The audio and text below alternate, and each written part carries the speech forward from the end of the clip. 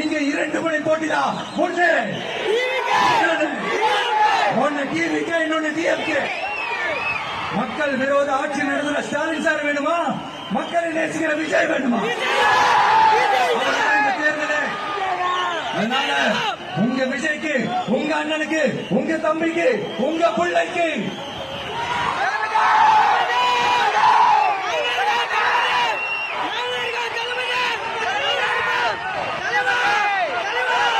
ஒரே ஒரு வாய்ப்பு கொடுங்க. விசில் சின்னத்துக்கு ஓட்டு போடுங்க. ஒரு விசில் ஆட்சி தேர்தலாக இருக்கலாம். வேற வேற வேட்பாளர்களை நிறுத்தினாலும் அந்த வேட்பாளரும் நானும் இந்த விஷயம் வேற வேற இல்லை.